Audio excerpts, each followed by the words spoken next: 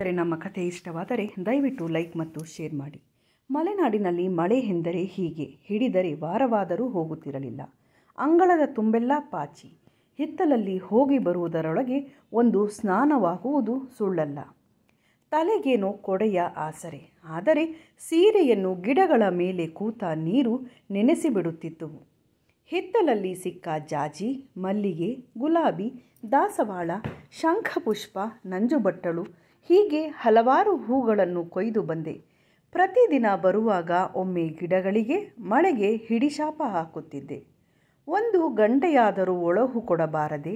ಗಿಡದ ಮೇಲಿರುವ ನೀರು ಬಟ್ಟೆಯನ್ನೆಲ್ಲ ಚಂಡಿ ಮಾಡಿದೆ. ಹೋಗಿ ಹೂವನ್ನು ದೇವರ ಮನೆಯಲ್ಲಿ ಇಟ್ಟು ಬಟ್ಟೆ ಬದಲಾಯಿಸಿ ಬಂದೆ. ಯಜಮಾನರು ಎಷ್ಟೋ ಬಾರಿ ಹೇಳಿದ್ದರು, ರೇನ್ಕೋಟ್ ಹಾಕಿಕೊಂಡು ಹೋಗು, ಸೀರೆ ಪದೇ ಪದೇ ಒದ್ದೆ ಆಗುವುದಿಲ್ಲ. ದಿನಕ್ಕೆ 2 ಬಾರಿ ಸೀರೆ ಬದಲಾಯಿಸಿದರೆ ಒಣಗುವುದಾದರೂ ಹೇಗೆ ಎಂದು. ಪ್ರತಿ ಬಾರಿ ಅದನ್ನೇ ಹೇಳುತ್ತಿದ್ದ ಯಜಮಾನರು ಇಂದು ಏಕೋ ಅನ್ಯಮನಸ್ಕರಾಗಿ ಇದ್ದರು. ಇತ್ತೀಚೆಗೆ ಅವರನ್ನು ಗಮನಿಸುತ್ತಿದ್ದೇನೆ. ಅವರು ಆಯಿತು, ಅವರ ಮೊಬೈಲ್ ಆಯಿತು. ವಿದೇಶದಲ್ಲಿರುವ ಮಕ್ಕಳು ಮತ್ತು ಮೊಮ್ಮಕ್ಕಳೊಂದಿಗೆ ಮಾತನಾಡುವ ಸಲುವಾಗಿ ದೊಡ್ಡ ಮೊಬೈಲನ್ನು ತೆಗೆದುಕೊಂಡಿದ್ದರು. ದಿನದಲ್ಲಿ ಒಮ್ಮೆ ಮಾತ್ರ ಅವರೊಂದಿಗೆ ಮಾತನಾಡುವುದು. ಏನಿದೆ ಹೇಳಿ, ಆದರೆ ಮೊಬೈಲ್ ನೋಡಿದರೆ ಹಾಗಾಗುತ್ತದೆ, ಹೀಗಾಗುತ್ತದೆ ಎನ್ನುತ್ತಿದ್ದವರು ಇತ್ತೀಚಲಾಗಿ ಮೊಬೈಲ್ಗೆ ಅಂಟಿಕೊಂಡಿದ್ದಾರೆ. ಸೋಷಿಯಲ್ ಮೀಡಿಯಾಗಳಲ್ಲಿ ಕ್ರಿಯಾಶೀಲರಾಗಿದ್ದಾರೆ. ನಾವಿಬ್ಬರು ಪ್ರಾಧ್ಯಾಪಕರಾಗಿ ನಿವೃತ್ತಿ ಹೊಂದಿದ್ದೇವೆ. ನಾನು ಪದವಿ ಮಕ್ಕಳಿಗೆ ಸೈಕಾಲಜಿಯನ್ನು ತೆಗೆದುಕೊಳ್ಳುತ್ತಿದ್ದರೆ, ಇವರು ಕೂಡ ಅದೇ ಕಾಲೇಜಿನಲ್ಲಿ ವಿಜ್ಞಾನ ವಿಭಾಗದಲ್ಲಿ ಭೌತಶಾಸ್ತ್ರವನ್ನು ತೆಗೆದುಕೊಳ್ಳುತ್ತಿದ್ದರು. ವರ್ಷಕ್ಕೊಮ್ಮೆ ಮಕ್ಕಳ ಮನೆಗೆ ಕೆಲವು ವಾರಗಟ್ಟಲೆ ಹೋಗಿ ಬರುತ್ತಿದ್ದೆವು. 70ರ ಆಸುಪಾಸು. ನನಗೆ ಪುಸ್ತಕದ ಹುಚ್ಚು.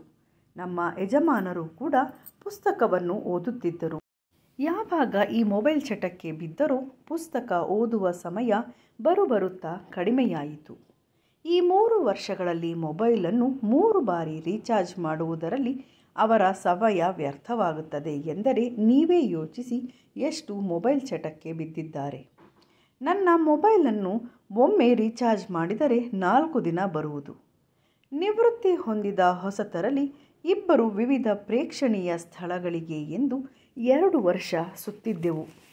ನಮಗೂ ವಯಸ್ಸಿತ್ತು, ನೋಡುವ ಹುಮ್ಮಸ್ಸಿತ್ತು. ಸರಕಾರಿ ಕೆಲಸದಿಂದ ನಿವೃತ್ತಿಯಾದ ಕಾರಣ ಮಕ್ಕಳ ಮೇಲೆ ಅವಲಂಬಿತರಾಗುವ ಅವಶ್ಯಕತೆ ಇರಲಿಲ್ಲ. ಪ್ರತಿ ತಿಂಗಳು ಒಳ್ಳೆಯ ಪೆನ್ಷನ್ ಬರುತ್ತಿತ್ತು. ನಿವೃತ್ತಿ ಹೊಂದಿದಾಗ ನಮಗೆ UGC ಸ್ಕೇಲ್ನಲ್ಲಿದ್ದ ಒಳ್ಳೆಯ ಆದಾಯ ಬಂದಿತ್ತು. ಇಷ್ಟು ವರ್ಷ ಮಕ್ಕಳು, ವೃತ್ತಿ ಎಂದು ನಮ್ಮ ಜೀವನವನ್ನೇ ತೆಗೆದಿದ್ದೆವು. ಮಕ್ಕಳು ಕೂಡ ನಮ್ಮ ಮೇಲೆ ಆರ್ಥಿಕವಾಗಿ ಅವಲಂಬಿತವಾಗಿರಲಿಲ್ಲ. ಹೀಗಾಗಿ ಬಂದಿದ್ದ ಹಣದಲ್ಲಿ ಒಂದಿಷ್ಟು ಮೊತ್ತವನ್ನು ಬಳಸಿ 2 ವರ್ಷಗಳ ಕಾಲ ದೇಶ ವಿದೇಶ ಎನ್ನದೆ ಚೆನ್ನಾಗಿ ಸುತ್ತಾಡಿದ್ದೆವು. ಗದ್ದೆ ತೋಟಗಳಿದ್ದವು.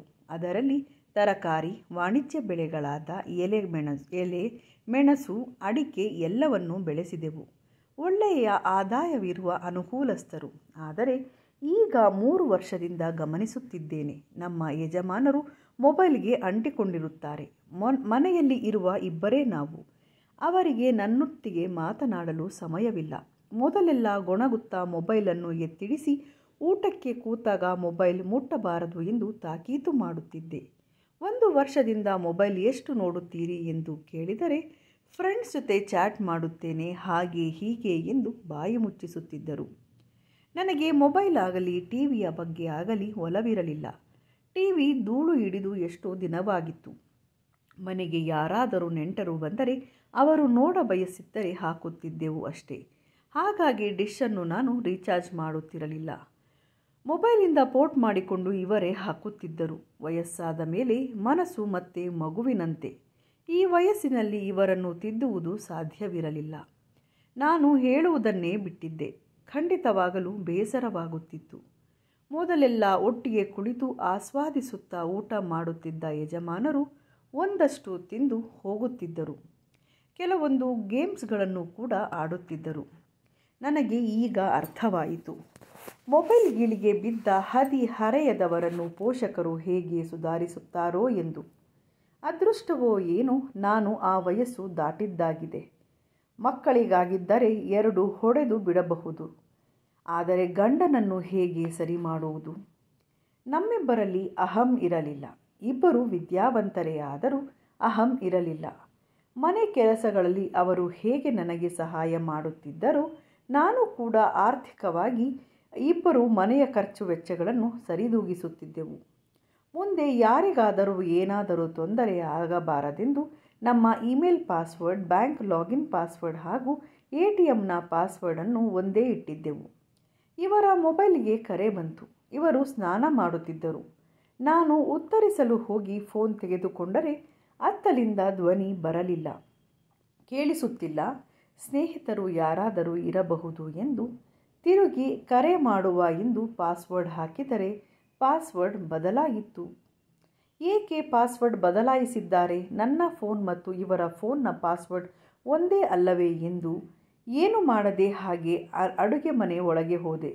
ದೇವರ ಪೂಜೆ ಮುಗಿಸಿ ಬಂದ ಇವರು ಫೋನ್ ಬಂದಿತ್ತು, ನಾನು ಉತ್ತರಿಸಿದರೆ ಆ ಕಡೆಯಿಂದ ಮಾತನಾಡುವುದನ್ನು ಕೇಳಿಸುತ್ತಿರಲಿಲ್ಲ ಎಂದೆ. ಗಾಬರಿಗೊಂಡ ಇವರು ತಕ್ಷಣ ಮನೆಯಿಂದ ಹೊರ ಹೋಗಿ ಏನೋ ಮಾತನಾಡಿ ಬಂದರು. ಮುಖ ಬೆವರುತ್ತಿತ್ತು. ನಾನು ಯಾಕೆ, ಏನಾಯಿತು, ಏನಾದರೂ ತೊಂದರೆ ಆಯಿತಾ ಎಂದೆ. ನನ್ನ ಮೇಲೆ ಸಿಡುಕಿದರೆ ಹೊರತು ಏನೂ ಹೇಳಲಿಲ್ಲ.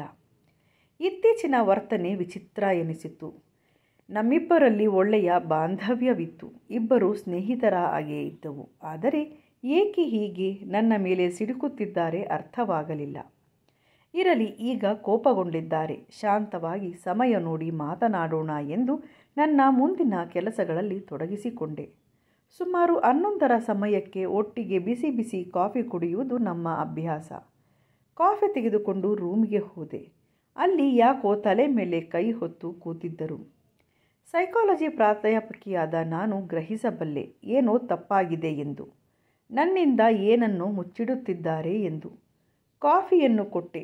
ಅವರ ಹತ್ತಿರ ಕೂತು ಏನಾಯಿತು, ಯಾಕೆ ಹೀಗೆ ಚಡಪಡಿಸುತ್ತಿದ್ದೀರಿ ಎಂದು ಹಾರಿಕೆಯ ಉತ್ತರ ಕೊಟ್ಟು ತಪ್ಪಿಸಿಕೊಳ್ಳಲು ಯತ್ನಿಸಿದರು. ಅವರು ಸಮಾಧಾನವಾಗಿ ಕಾಫಿ ಕುಡಿಯುವವರೆಗೂ ಸಮಾಧಾನದಿಂದ ಇದ್ದ ನಾನು ಅವರ ಕೈ ಹಿಡಿದು ಕೇಳಿದೆ, ನಿಮ್ಮ ಮೊಬೈಲ್ ಪಾಸ್ವರ್ಡ್ ಏನು ಎಂದು. ನಿನಗೆ ನನ್ನ ಮೇಲೆ ಅನುಮಾನನಾ? ನನಗೆ ಪ್ರೈವಸಿ ಬೇಕು ಎಂದರು. ಮೊಬೈಲ್ ಪಾಸ್ವರ್ಡ್ ನಿನಗ್ಯಾಕೆ ಹೇಳಬೇಕು ಎಂದು ಲೋಟ ಎಸೆದು ಹೋದರು. ವಾರಕ್ಕೊಂದೆರಡು ದಿನ ಹೀಗೆ 11ರ ಸುಮಾರಿಗೆ ಹೋಗುವುದು, ಊಟದ ಸಮಯಕ್ಕೆ ಬರುವುದು. ಒಮ್ಮೆ ಮಗನಲ್ಲೂ ಹೇಳಿದ್ದೆ. ಅವನೂ ಕೂಡ 3 ಹೊತ್ತು ನಿನ್ನ ಮುಂದೆ ಕೂರುವುದಕ್ಕೆ ಆಗುತ್ತದಾ ಅಮ್ಮ ಎಂದಿದ್ದ. ವಿಷಯವನ್ನು ಸರಿಯಾಗಿ ಗ್ರಹಿಸದಿದ್ದ ಅವನಿಗೆ ಹೇಳಿ ಪ್ರಯೋಜನವಿಲ್ಲವೆಂದು ಸುಮ್ಮನಾದೆ.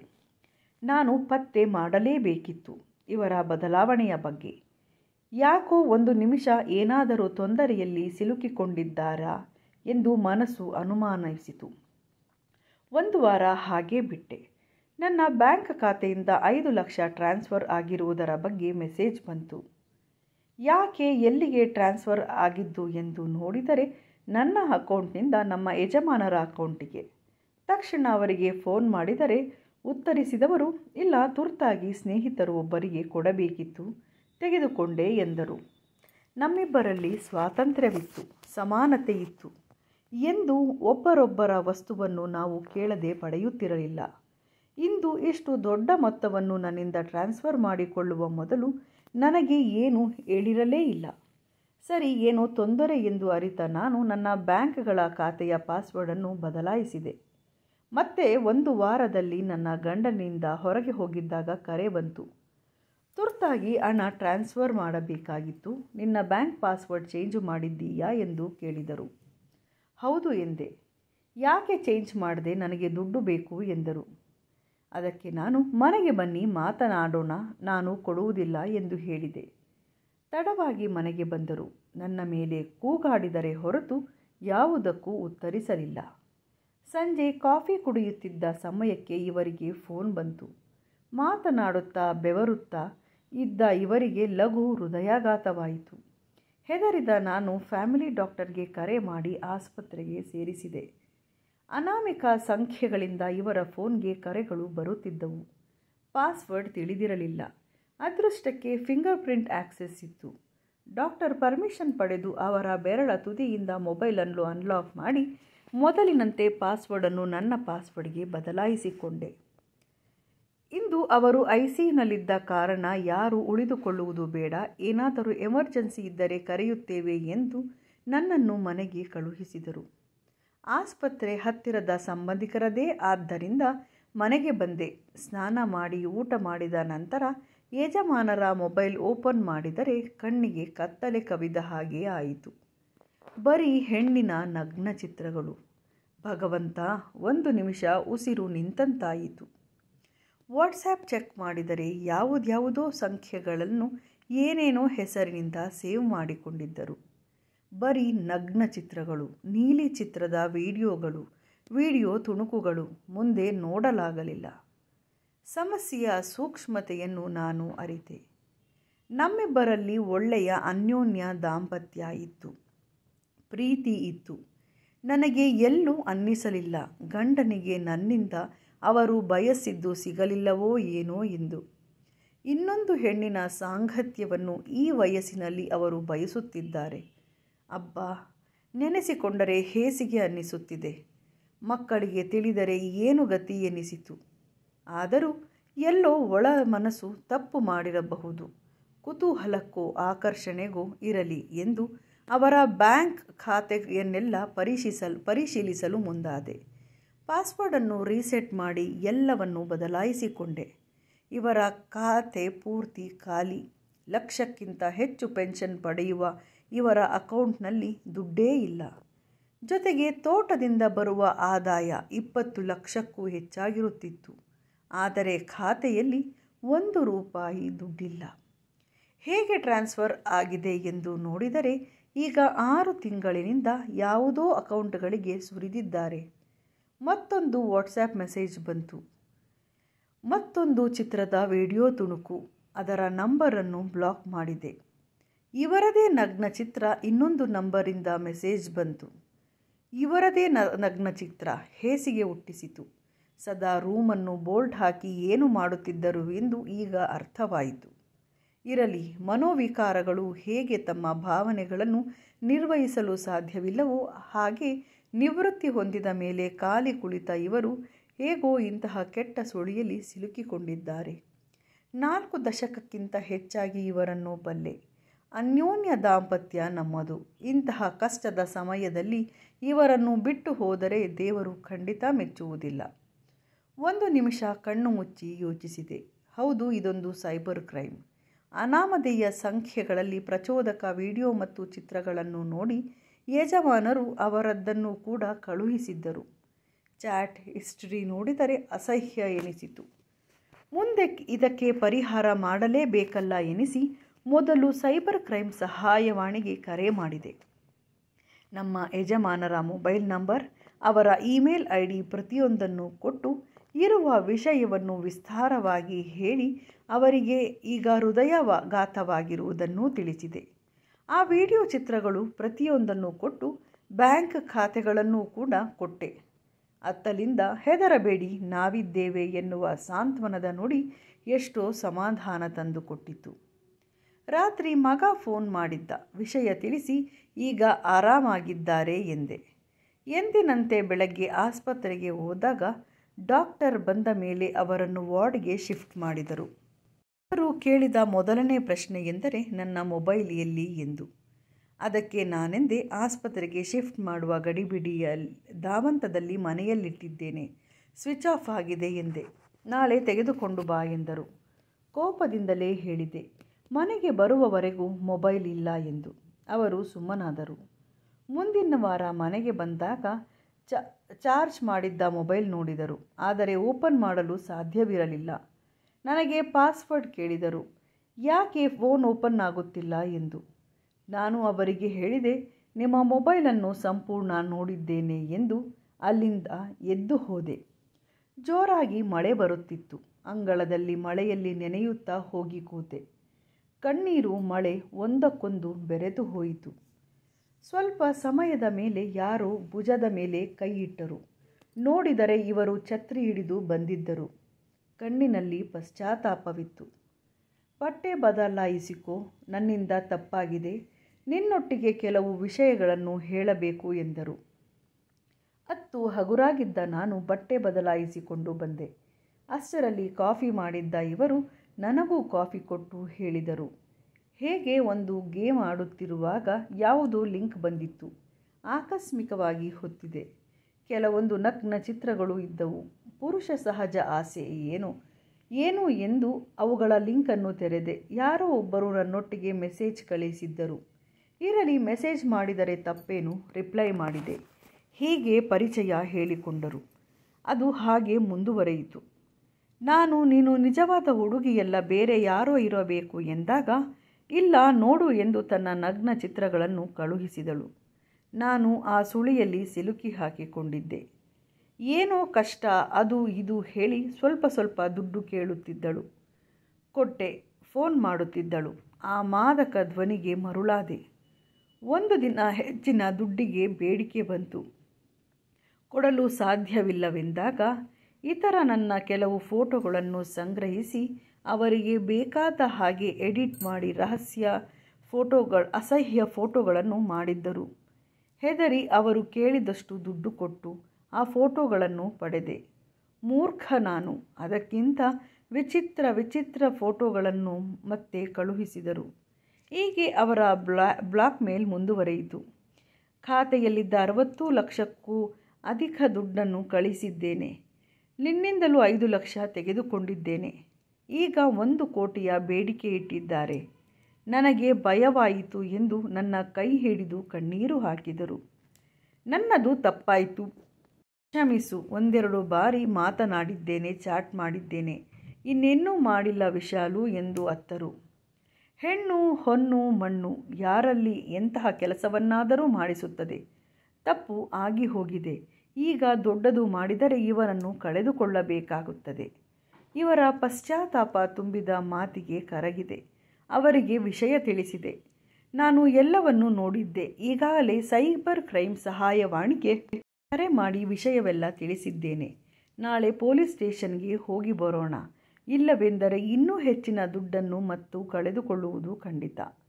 ನಮ್ಮ ಗುರುತನ್ನು ಗೌಪ್ಯವಾಗಿ ಇಡುತ್ತಾರೆ. ಹೆದರಬೇಡಿ, ನಾನಿದ್ದೇನೆ ಎಂದೆ. ಅವರು ಸುಧಾರಿಸಿಕೊಂಡ ಮೇಲೆ ಕಳೆದುಕೊಂಡಿದ್ದ ದುಡ್ಡು ಬರಲಿಲ್ಲ. ಆದರೆ ಮುಂದೆ ಆ ವ್ಯಕ್ತಿಗಳಿಂದ ತೊಂದರೆಯಾಗಲಿಲ್ಲ. ಹೇಗೋ ಮಾಡಿ ಫೋನ್ ನಂಬರ್ ಎಲ್ಲವನ್ನೂ ಬದಲಾಯಿಸಿದೆ.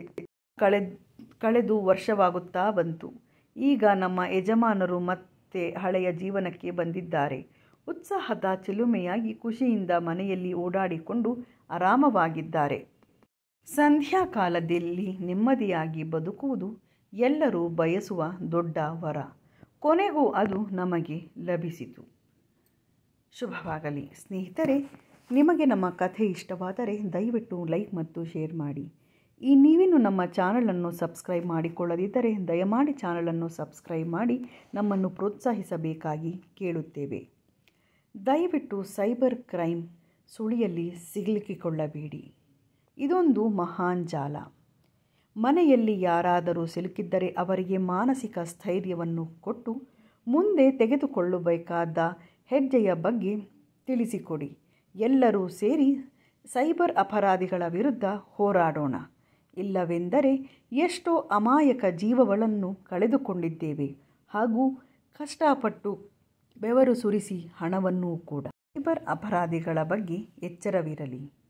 ಅವರು ಕಳಿಸುವ ಯಾವುದೇ ಸಂದೇಶಕ್ಕೆ ಉತ್ತರಿಸಬೇಡಿ. ಯಾವುದೇ ಅಪರಿಚಿತ ಲಿಂಕ್ಗಳನ್ನು ಒತ್ತಬೇಡಿ. ದಯಮಾಡಿ ಸೈಬರ್ ಸಹಾಯವಾಣಿಗೆ ಕರೆ ಮಾಡಿ. ನಿಮ್ಮ ಗೌಪ್ಯತೆಯನ್ನು ಕಾಪಾಡುತ್ತಾರೆ. ಕೃಷ್ಣಾರ್ಪಣಮಸ್ತು.